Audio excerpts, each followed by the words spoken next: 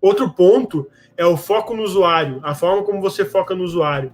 Se o seu site ele tem algum aspecto ali que causa uma atenção forçada aos anúncios, então setas forçadas apontando para anúncios, ou o que ele fala aqui de rótulos incorretos, né? Você colocar, ao invés de colocar publicidade, colocar clique no anúncio abaixo, promover qualquer tipo de clique nos anúncios, tudo que for que gerar um enfoque forçado aos anúncios, coloque em risco a sua conta do Google AdSense, tá?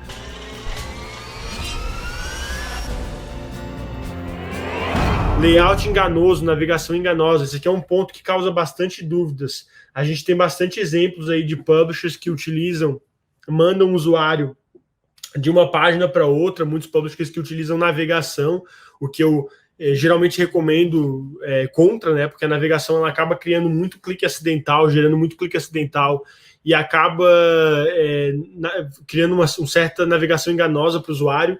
Então, se você monetiza levando usuários para as outras páginas dentro do seu site, você tem que garantir que está claro a mensagem sendo passada. Se você está promovendo um outro conteúdo dentro do seu site, você tem que deixar claro para o usuário o que se trata esse conteúdo, por que você está tentando levar ele para outro site. Se você tem um artigo sobre o auxílio emergencial e você vai ensinar esse usuário como solicitar o auxílio emergencial dentro do artigo, de um artigo assim mais geral, você vai dar um passo a passo para ele solicitar e você deixa claro que é um conteúdo recomendado, e esse conteúdo recomendado ele não parece um anúncio, né? Eu vejo muitos publishers utilizando botões do WordPress ou de outro CMS aí que aparenta muito os anúncios do Google Ads e acaba gerando cliques acidentais. Você tem que tomar muito cuidado com isso. A sua recomendação de conteúdo ela não pode parecer um anúncio. Eu vou até recomendar para vocês uma ferramenta mais adiante nessa live para vocês evitarem utilizarem os botões do WordPress, que na minha opinião eles são muito parecidos com os botões que aparecem nos anúncios do Google Ads e acabam gerando cliques acidentais. Então você tem que tomar muito cuidado.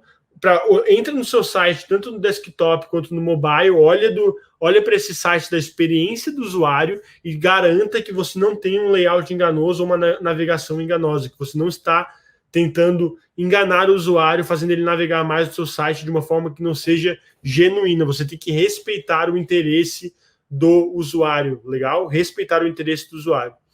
Então, você não pode ficar redirecionando usuários para páginas irrelevantes ou enganosas, tá bom? Outra coisa que tem que evitar aqui, você não pode redirecionar o usuário para páginas que não existem. Eu vou até colocar aqui que eu esqueci de colocar.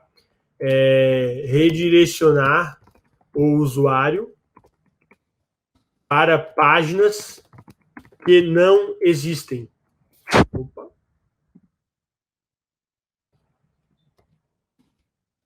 Que não existem, tá? Você tem que tomar cuidado com isso. Eu vejo muito publisher que ele cria conteúdo, ela, né, cria conteúdo, não presta atenção depois se esses conteúdos, não revisa esses conteúdos e acaba tendo links quebrados nos seus conteúdos. E você ter link quebrado é uma péssima experiência para o usuário. Inclusive, isso acontecendo num volume muito grande, isso pode colocar em risco a sua monetização. Então, até mais adiante dessa live, eu vou te dar algumas dicas de como que você pode evitar isso. Eu vou mencionar uma ferramenta que eu utilizo nos meus projetos para monitorar os links e evitar que aconteça de ter links quebrados, e como que você pode ter uma estrutura de produção de conteúdo interna, que você tenha reotimização de conteúdos antigos, justamente para evitar que isso aconteça, tá? Então, acompanha comigo aqui, que mais para frente a gente já vai entrar nesse tópico. Então, a gente falou de opções de navegação, páginas com anúncios onde geralmente o usuário clica para trocar de página, isso é muito ruim aos olhos do Google, né? Então, basicamente, você tem que evitar tudo que gere aí uma experiência ruim para o usuário, tá? Eu tenho certeza que olhando já para essas dicas que eu dei aqui, vocês já vão conseguir identificar algumas coisas no site de vocês que podem ser melhoradas, tá? Se tiverem alguma dúvida aí, podem ir mandando nos comentários. Aí, se estiverem entendendo também, pode ir mandando nos comentários, tá? Uma pergunta que eu recebo muito, tá? Eu recebo muito essa pergunta, tanto lá na comunidade, quanto no WhatsApp, no canal do WhatsApp. o pessoal me pergunta muito isso, que é, Pedro, o que define um conteúdo de qualidade aos olhos do Google? É uma pergunta um tanto subjetiva, tá? É uma pergunta um tanto subjetiva, mas eu assisti já bastante conteúdo do Google, já li bastante conteúdo sobre isso, e eu trouxe aqui a definição que eles apresentam para os publishers, tá? Então, aos olhos do Google, um conteúdo de qualidade é um conteúdo que ele gera uma experiência única aos usuários, tá? Aquele conteúdo ele gera valor, ele agrega valor e gera uma experiência única aos usuários. Um conteúdo de qualidade, ele tem foco não em quantidade, mas na qualidade. Qualidade é mais significante do que o número de posts, o número de páginas do seu site, tá bom?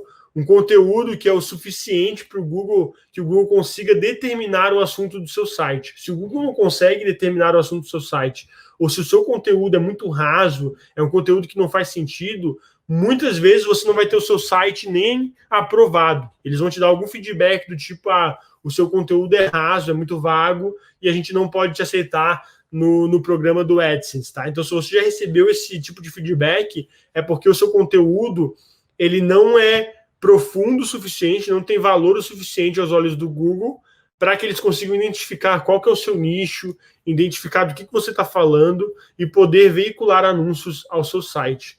Um conteúdo de qualidade, ele tem ausência de conteúdo duplicado, tá? Partes repetidas, variações do mesmo artigo no site, você tem o mesmo artigo com algumas variações diferentes no mesmo site, muito conteúdo de outras páginas, isso tudo, esse tipo de conteúdo publicado, se você tiver ausência disso no seu site, aos olhos do Google, você também tem um conteúdo de qualidade. Então, obviamente, um conteúdo que não é de qualidade, que pode te levar ao banimento, a uma limitação de uma conta, é um conteúdo duplicado, retirado, replicado de outros sites e que não adiciona valor, tá? Eu coloquei aqui que são verdades difíceis de engolir, né? Que a gente, como publisher, muitas vezes a gente não quer aceitar que, tipo, meu conteúdo, eu fiz o conteúdo aqui com o redator, paguei tanto, e ele passou no CopySpider e deu uma porcentagem baixa, e o Google está dizendo que é um conteúdo ruim. Tá, o algoritmo do Google é muito mais sofisticado que um algoritmo que tenta detectar plágio. Então, aos olhos do Google, esse conteúdo ainda assim pode ser ruim. Talvez o redator pegou um conteúdo em inglês e traduziu para o português. Eu já tive casos de clientes que tiveram a conta banida porque o redator ia lá, pegava conteúdo em inglês, ficava traduzindo esse conteúdo para português e postando no site. E, eventualmente, a conta foi para o pau, né? A conta foi banida. Então, é uma verdade aí difícil de engolir, mas você tem que aceitar que se o seu conteúdo é ruim, você tem que focar em melhorar. Você tem que focar em gerar conteúdo de qualidade.